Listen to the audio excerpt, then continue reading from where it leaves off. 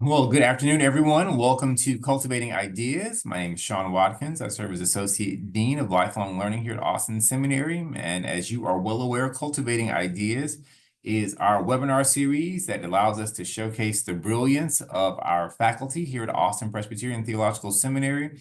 And we have a rare treat with us today. Dr. Jeong, is an assistant professor of the New Testament, joined the team here at Austin Seminary back in 2022. He previously taught at Emory University, at the Candler School of Theology, and in Mercer's University Department of Religion. He's a native of Seoul, South Korea, and is ordained to the ministry of Word and Sacrament by the Presbyterian Church.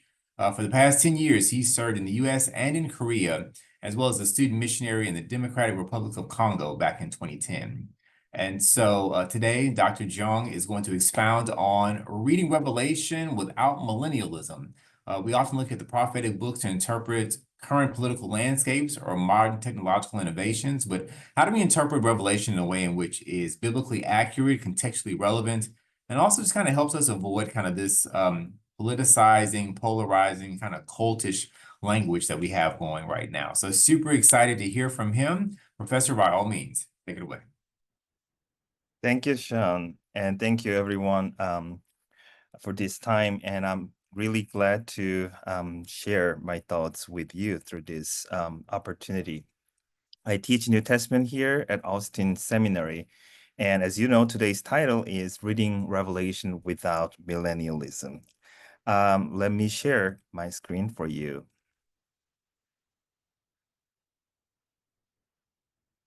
Okay.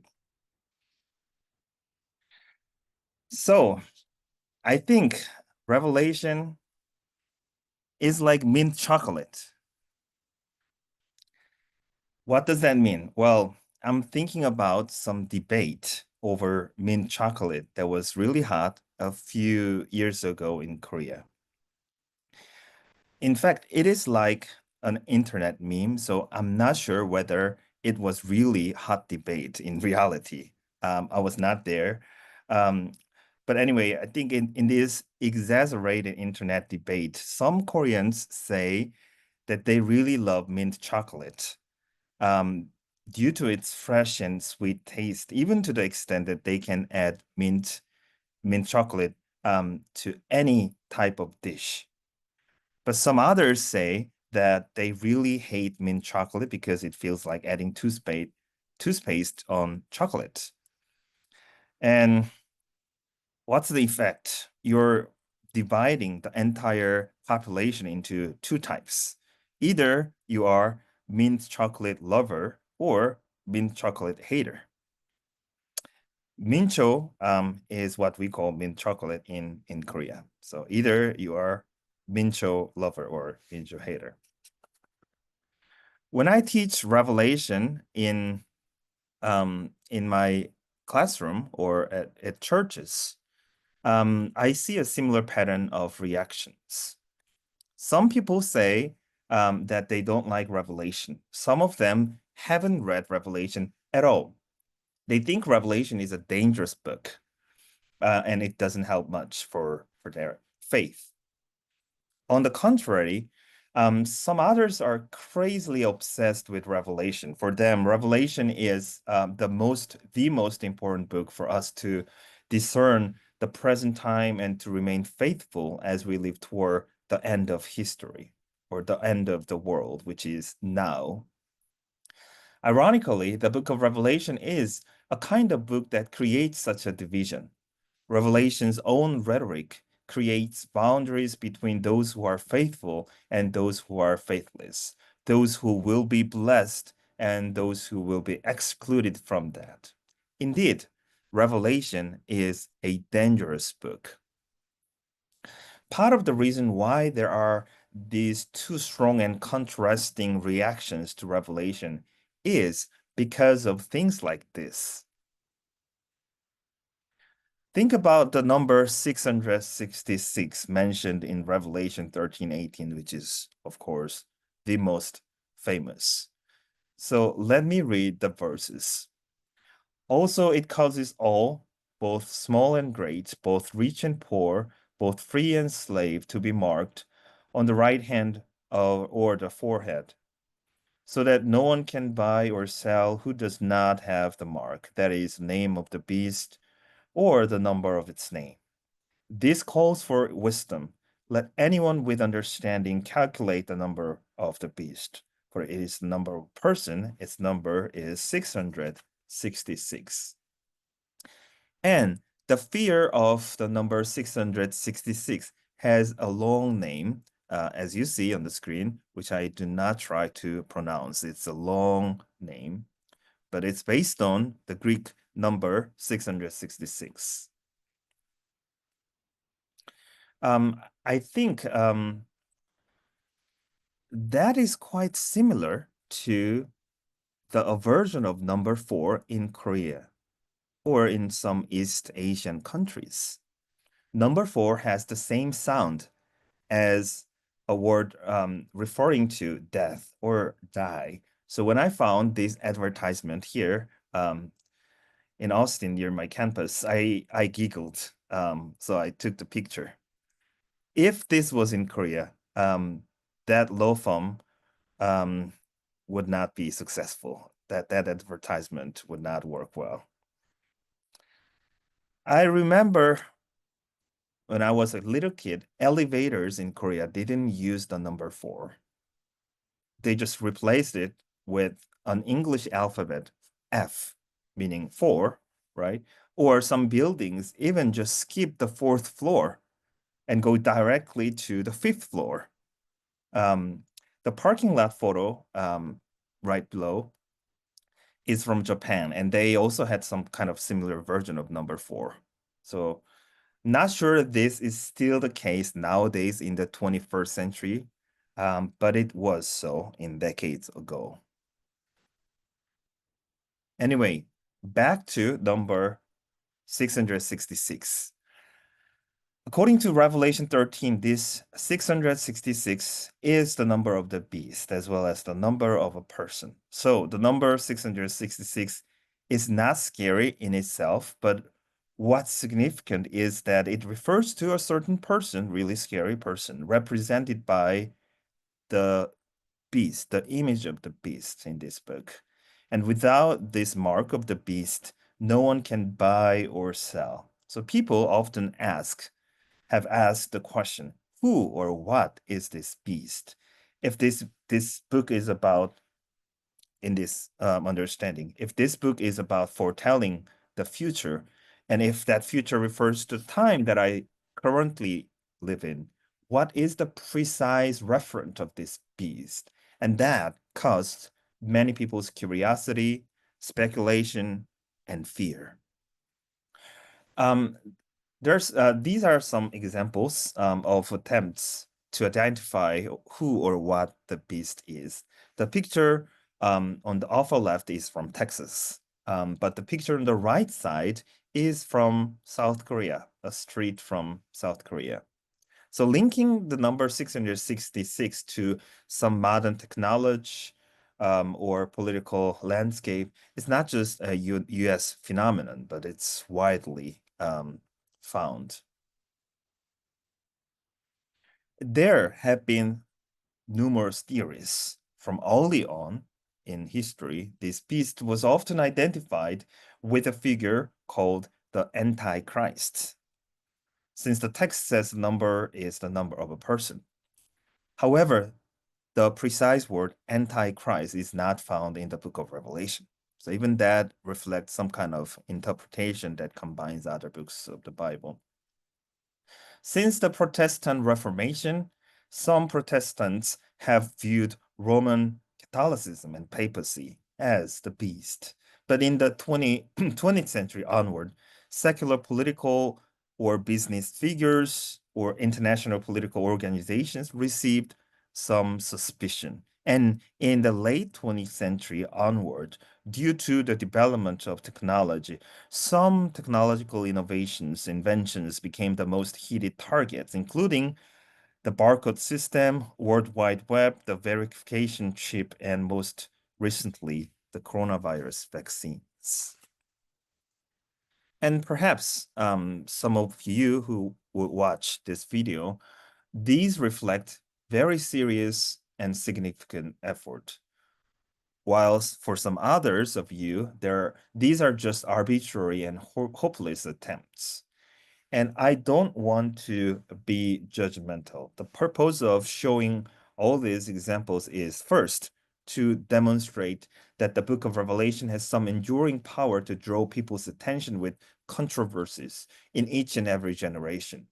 And second, attempts to solve a puzzling number or to avoid that number in fear would be perhaps cross-cultural. It's not just about this book, this number. And all of this controversial history of the beast number or attempts of identifying the beast number can be related to the question of how to read this book, how to read the book of Revelation, and fundamentally how to view the nature of this book. In relation to the book of Revelation, these attempts to identify the beast or the mark of the beast are also partly related to what we call millennialism. Millennialism comes from the number 1000 in Greek. And in the book of Revelation, there's a very famous passage about the saints reigning with Christ for 1,000 years, during which Satan is bound in the bottomless pit. So let me read some parts of this passage. I saw an angel coming down from heaven, holding in his hand the key to the bottomless pit and great chain. He seized the dragon, the ancient serpent, who is the devil and Satan, and bound him for 1,000 years. And then John also saw the saints. They had not worshipped. These saints had not worshipped the beast or its image and had not received its mark on their forehead or their hands, and they came to life and reigned with Christ 1,000 years. So those who refuse the mark of the beast, they will be resurrected and they will reign with Christ in this so-called millennial kingdom. And after that, Satan will be released again from his prison. So you see why people really wanted to figure out, excuse me, who the beast is or what the beast mark is, so that they can refuse it. And centered on this Revelation passage that talks about the millennial kingdom, some people came up with a more sophisticated scenario about what's going to happen. This is a basic diagram of dispensational millennialism, and within it, there are, of course, some variations. So I'm not saying that this is the only configuration, but it might show some common grounds. Basically, according to this view, true believers will experience rapture. That is, they will be snatched up and they're spared while other people undergo tribulations on earth that are mentioned in Revelation. Then these true believers will be coming back with Christ at the second coming, and they will reign on earth for 1,000 years, as mentioned in Revelation 20. Then there will be the final battle with Satan, who will be ultimately defeated, and God's new heaven and new earth will come. The term premillennialism means that the return of Christ in this configuration will occur before the millennial kingdom begins, hence premillennialism. Of course, the term millennialism is not just used in Christianity. It's more widely used in discussions of other religious and cultural movements. One scholar proposes a definition of millennialism this way. Millennialism is belief in an imminent transition to a collective salvation in which the faithful will experience well-being and the unpleasant limitations of the human condition will be eliminated. The collective salvation is often considered to be earthly, but it can also be heavenly. The collective salvation will be accomplished either by a divine or suprahuman agent alone, or with the assistance of human working according to the divine or superhuman will and plan.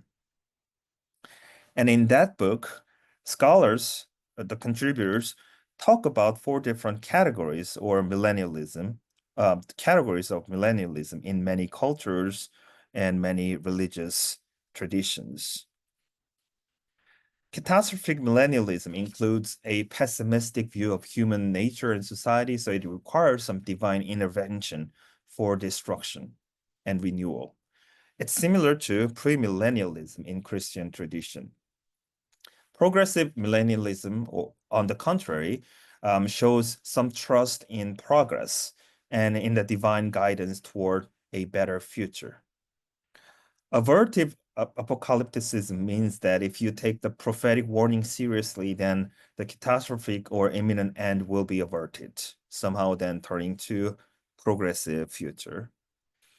Nativist millennialism movements include a variety of millennialisms that grew out of colonial and post-colonial contexts. So I'm not going to explain everything here, but the lesson from that is that to realize we tend to think only about Christian millennialism, especially dispensational premillennialism that we just saw in the previous slide.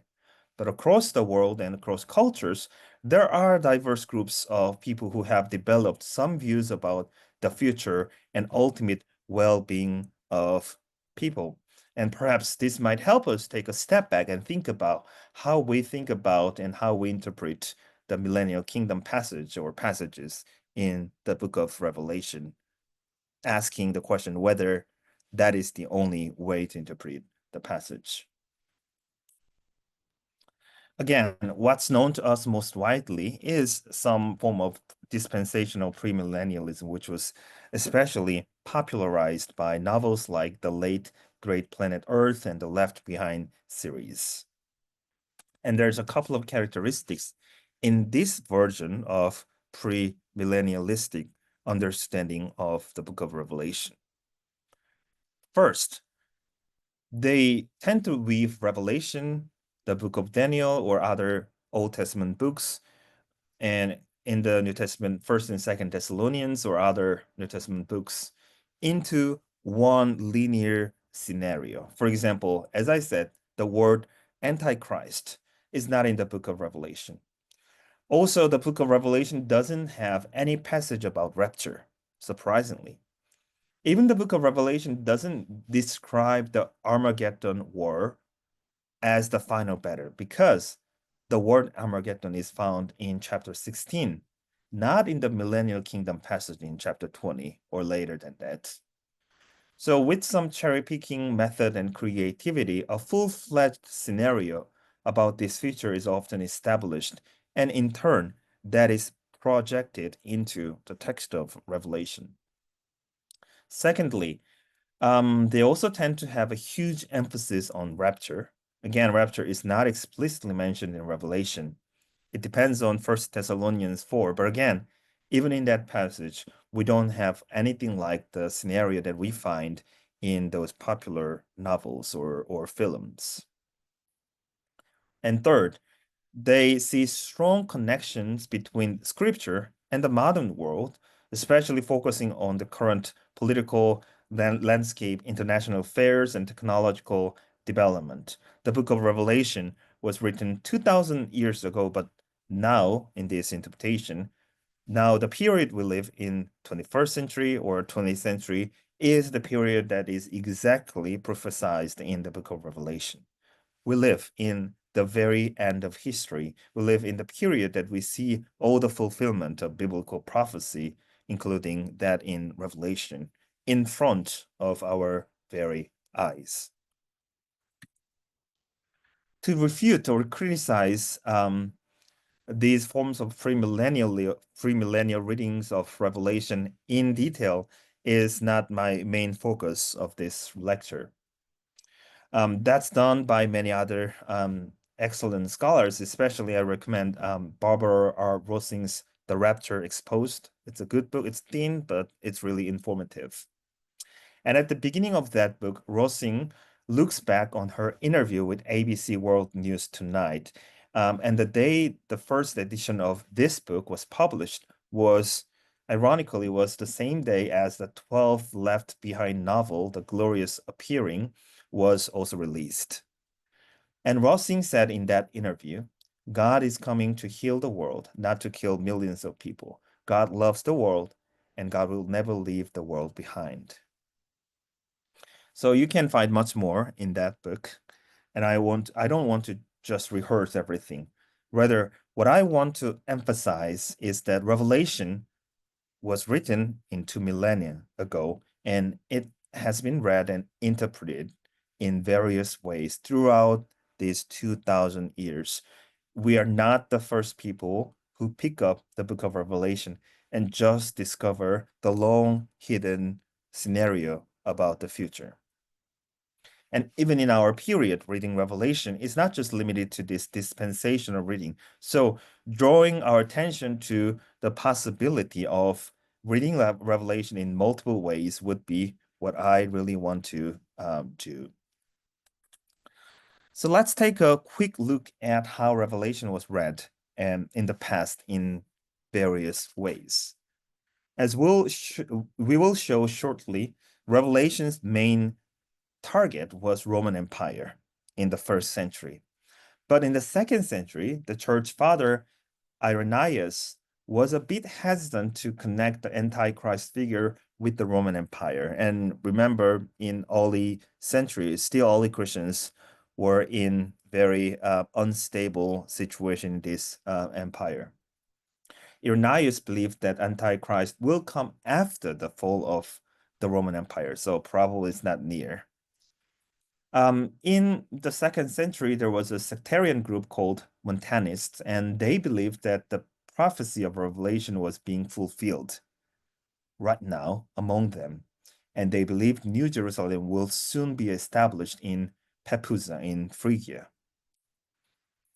In the 3rd century, another church father, Origen, approached Revelation differently.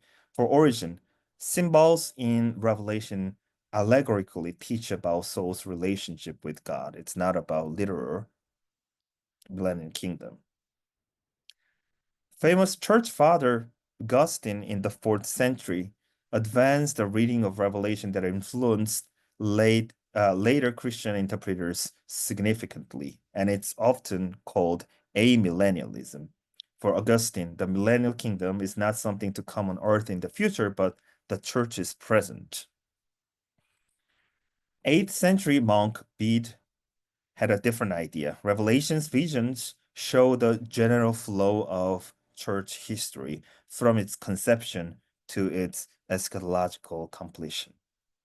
In the 12th century, Joachim of Fior was similar, but he operated with his unique notion of the threefold division of the history, the era of the Father, the Son era, and the Spirit era. And he tried to calculate each era. Joachim believed that he was living, his contemporaries were living at the end of the Sun period, looking forward to the coming of the Spirit era soon. For many Protestant reformers in the 16th century, from 14th to 16th century, papal office and individual popes were thought to be the Antichrist, although Revelation, again, wasn't their favorite book. And from the 17th century, especially another important reading of Revelation emerged. Hugo Grotius in the 17th century insists that Revelation be read as a message for Christians, early Christians in the ancient Roman Empire, rather than directly related to the interpreter's own time. And that is basically similar to what modern scholars, historical critical scholars, view Revelation.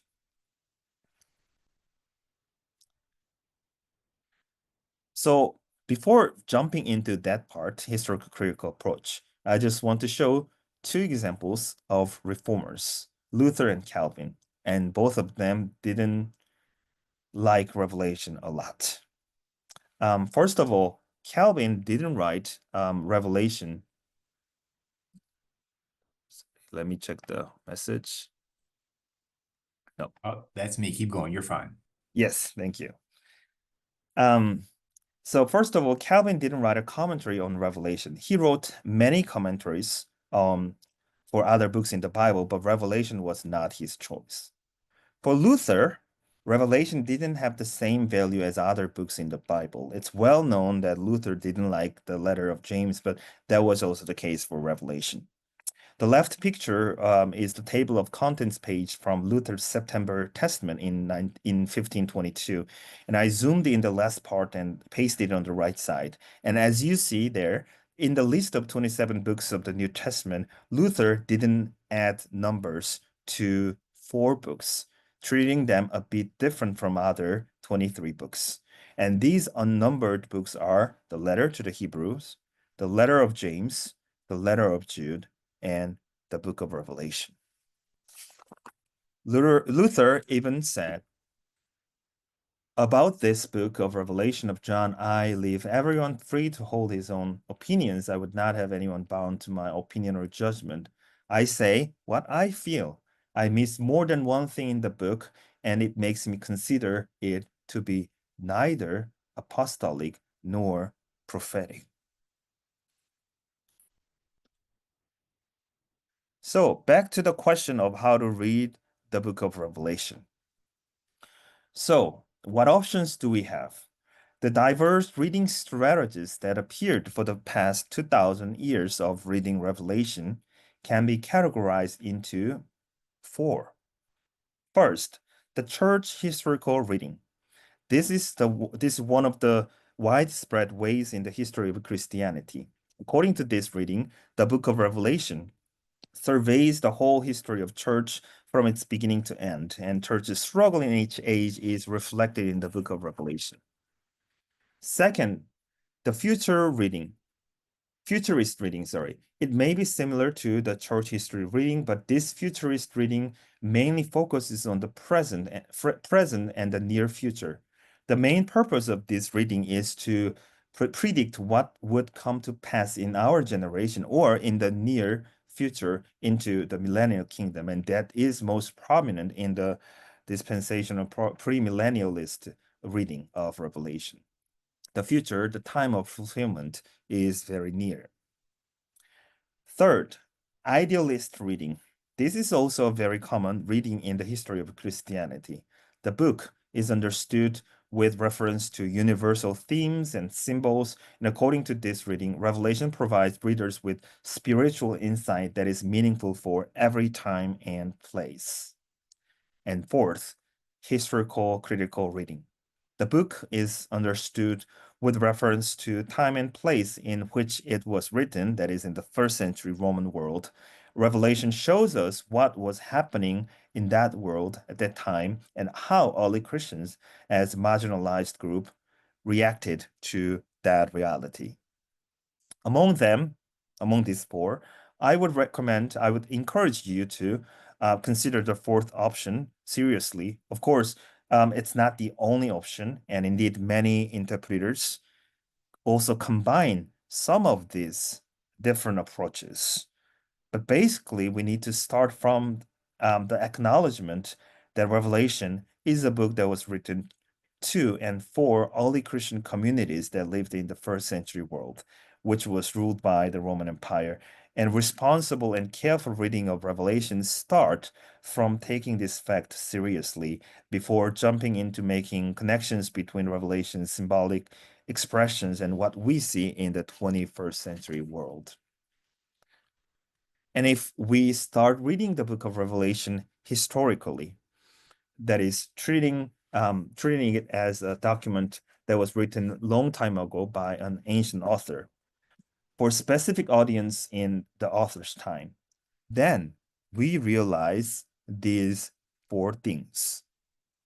First, apocalypse or revelation, literally, is a genre of ancient literature. 2, the book of Revelation can also be understood as a letter to churches in that world. 3, many enigmatic figures and images in the book of Revelation refer to the Roman Empire and its imperial realities, including emperors and imperial collaborators at local levels. 4, the book of Revelation includes repetitions and recapitulations, and it shows a spiral progression, not a linear progression. So let me take a few minutes to take a look at each of these. So another title of the book of Revelation is John's Apocalypse, right? And apocalypse is from the Greek word apocalypsis, and it literally means revelation. But when we use the term in the title, it refers to a particular genre of writing. What is apocalypse? According to Old Testament scholar John Collins, apocalypse is a genre of revelatory literature with a narrative framework in which a revelation is mediated by an otherworldly being to a human recipient, disclosing a transcendent reality which is both temporal insofar as it envisages eschatological salvation and spatial insofar as it involves another supernatural world. So these are two things to remember from this definition. First, Apocalypse is a genre of ancient literature, therefore, the book of Revelation, however it looks unique and bizarre, is not idiosyncratic. It can be situated along with other Jewish apocalypses from the ancient world. For example, we have other Jewish apocalypses such as First Enoch, Second Baruch, Fourth Ezra, or even some biblical apocalypses like Daniel, all of which give us interesting opportunities for comparison. Second, although the book of Revelation in popular culture was exclusively regarded as prophecy about the future, right? In fact, apocalypse in ancient world is not always exclusively about things that will happen in the future, but it also has a lot to do with spatial imagination about the heavenly um, realities. Also, in many cases, apocalyptic literature is about the present world of the author, or even about the past that the author looked back on. Second, the book of Revelation includes John's letters to the ancient churches, the seven churches in Asia Minor, which appear in chapters 2 and 3. But in fact, the letter form is not only found in these two chapters, but the entire writing, the book of Revelation, is set in the epistolary framework. The opening and closing part of Revelation interestingly includes some remarks that make this book look like a letter. I just show you this opening part of Revelation. So you see the sender John, the recipient, the seven churches in Asia, and the greeting, grace and peace. And that exactly reflects the letter writing convention that you can see in other New Testament letters, including especially Paul's letters. So John was writing to these churches in his time in the first century, not to us directly. And we are eavesdropping their conversation in 2000 years later. Third, if you use the historical critical approach, we can also match Revelation to what we know about the realities of the first century Roman world. Then we can see that um, the possibility that the beast whose number is 666 refers to one of the Roman emperors, and the woman sitting on a beast who is also said to be seated on the seven mountains or hills represent the city of Rome in the first century. And we can infer that from ancient evidence. The city of Rome is known for its seven hills. Here you see the coin from the mid or late first century that shows the woman or goddess who personifies Rome is seated on seven hills of Rome, which was very familiar to any person in that world. And it's almost like using bald eagle to represent the United States. Even when we don't say the word the United States or America, people who live in that country, in this country, knows what this symbolizes.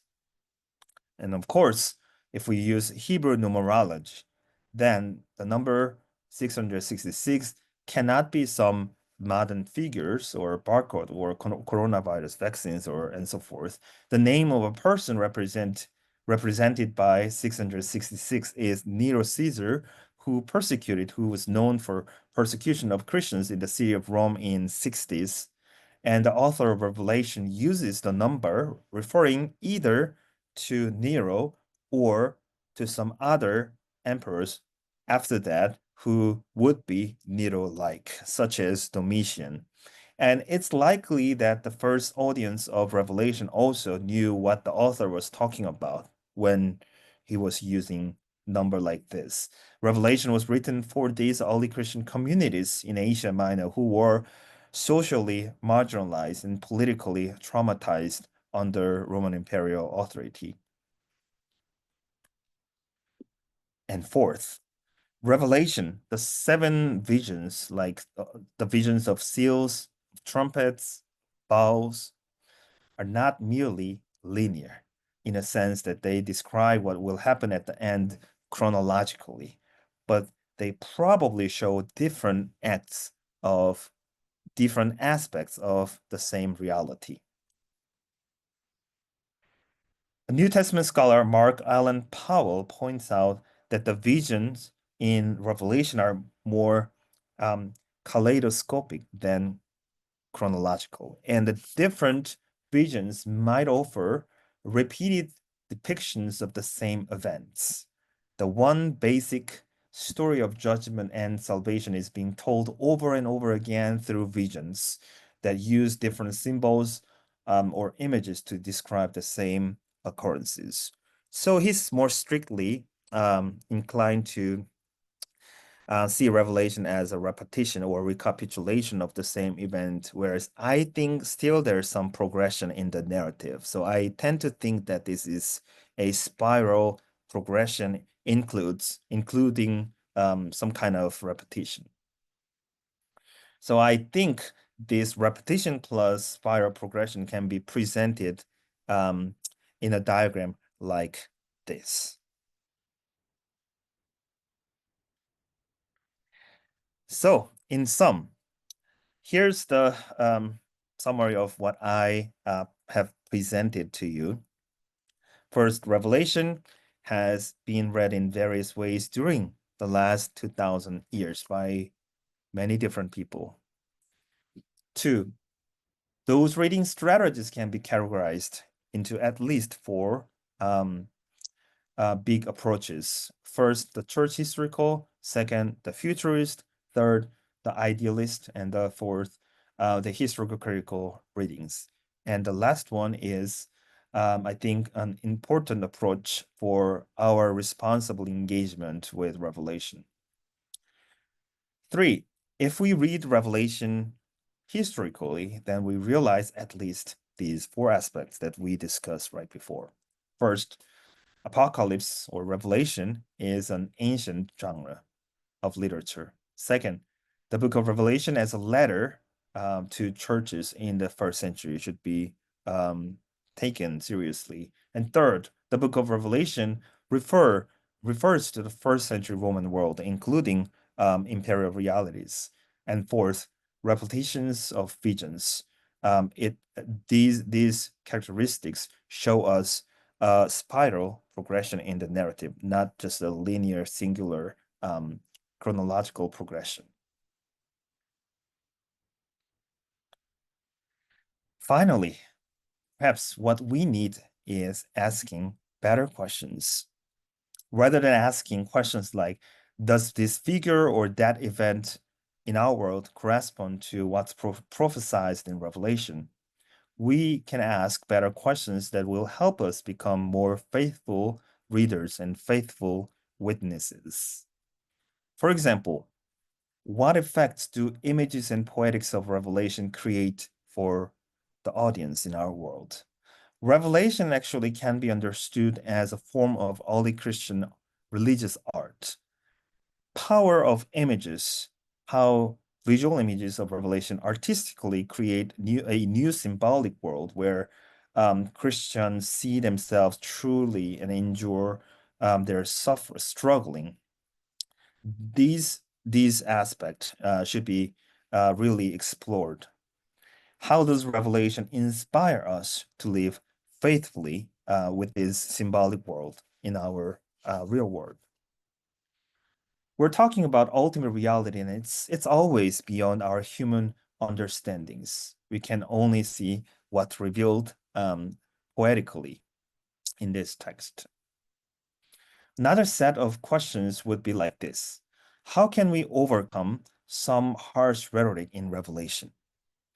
In Revelation, we have a lot of polemical and violent passages, like we versus them mentality found in Revelation chapters 2 and 3, or passages that include misogyny in Revelation 2, but also in Revelation chapters 17 and 18, or violence in the name of divine judgment that is upon the woman Babylon, the great harlot, that is the gendered, sexualized, and classed body, or exclusion throughout Revelation, but especially found in chapters 21 and 22.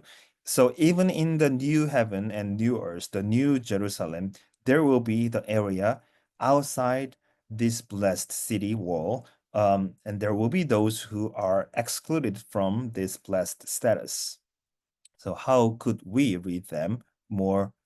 How could we read these passages more ethically in our context, where always we see polarization and exclusion?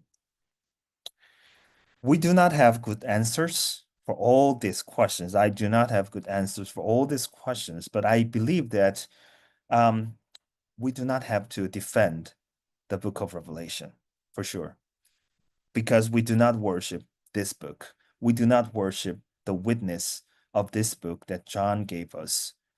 At the end of Revelation, John tries to bow before the angel who disclosed all these things to him. But the angel, interestingly, rather says, "Don't worship me, but worship God." So the book of Revelation is a particular witness to God's ultimate future, poetically perceived and represented by John the seer and communicated to John's communities in Asia Minor, who were struggling with marginalization and social isolation. In Christian faith, we confess that this particular witness is part of our Christian canon, God's written word. Still, this written word invites our questions, our imaginations, our serious and genuine engagement so that we can also be faithful followers of Christ in our world. Thank you so much for your attention.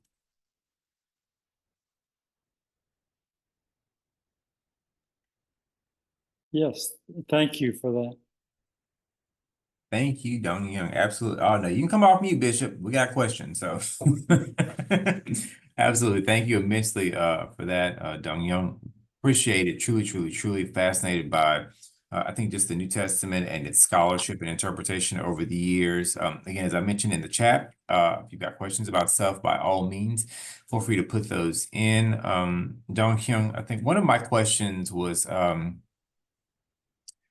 to figure out what's the best way to be able to frame it. So I think as an adjunct in a different institution, one of the things that I do when I talk about kind of a biblical understanding of diversity, I just kind of start with the naked word. I'm like, let's just look from Genesis to Revelation and help folks to kind of see that ethnic and cultural diversity is all throughout the scriptures. I think Moses is a great example of that. He's tricultural. He's ethnically Hebrew. He has an Egyptian education. He's in an interracial marriage. We see Miriam and Aaron having major problems with that. It goes on and on and on. And so once folks start to see that, it becomes clear. I think when you look over previous centuries, you can see in each generation, I think throughout history, they took it very literally, kind of like you were talking about at the beginning. At some point, we began to have kind of our own national identity in terms of interpreting scripture. I think this generation now is really about not just kind of a national identity, but an ethnic and cultural identity as well, too. But when it comes to Revelation, there's still kind of, it feels like there's still very much a futurist reading on it, like you were mentioning before. It feels like every time there's a hurricane or a tornado or there's a presidential election only in the United States, like, other nations can have elected officials, and that's not going to summon the Antichrist, right? Or the second coming. But if there's a presidential election in the United States and your candidate doesn't win, that's when the end times come. And so I'm curious, why do you feel like, or what have you noticed? Give us some thoughts and reflections on as many books as we have, as many commentaries as we have, as many professors as we've had over the years that are continuing to dig down and to illuminate the text.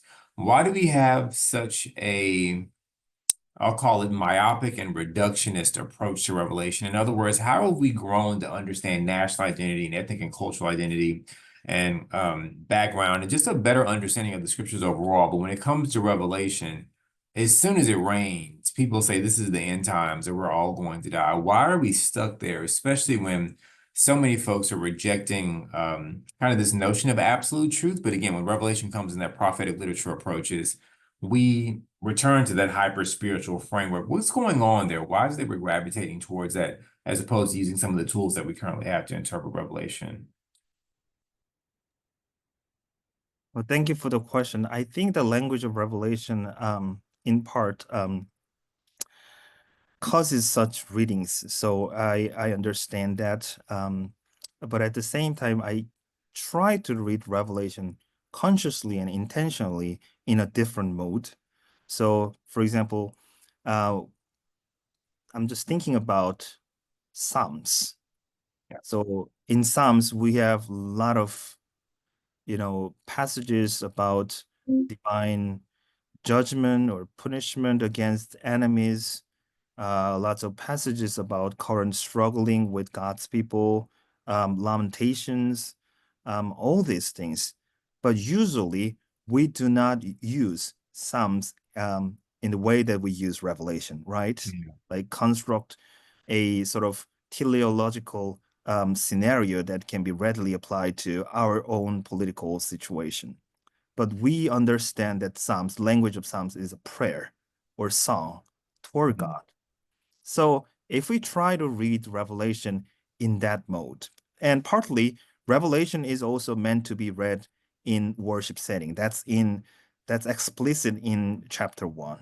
So read aloud, that's mentioned in chapter 1.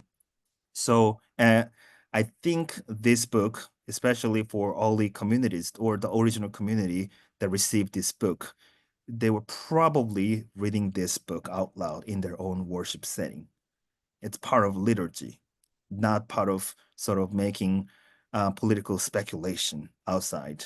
Of course, they lived in the harsh Roman imperial realities, but what they are doing with this book is not just making some like concrete prophecies about when that happens, but this book's real purpose is to encourage them to hold their faith strongly, looking forward God's ultimate future. So yes, I think the futuristic reading cannot be ignored because this book is about the future. That's I think absolutely true. But probably we could use that future image, the hope, in a different mode than people usually tend to use it in our world. It's a helpful framework. Thank you for that immensely too. It's fascinating. I appreciated that illustration too around because Psalms is such a very common book that most folks have a lot of experience with. I remember as a kid, my mom quoted the 23rd Psalms, exiting the freeway to go to Douglas Elementary, both where I went to school and where she taught. And so that's really where I learned it. And so been familiar with the Psalms probably for all of my life, or it's the oldest book that I have recollection of. And so I think I appreciated how you said like Psalms, or even Proverbs for that matter, right? Like there's the wisdom literature or the prayer literature. We know how to read and interpret those, and having that same posture of humility, I think, when we approach Revelation for its interpretation. That's fascinating and absolutely wonderful. Let me double check and make sure we don't have any questions from either folks that are in the audience there. To make sure. And yep, that's a great place for us to be able to pause too, because Revelation is so jam-packed with wisdom and prophetic literature, and it has multiple ways of interpreting it. I think you're spot on. I loved all of those different frameworks.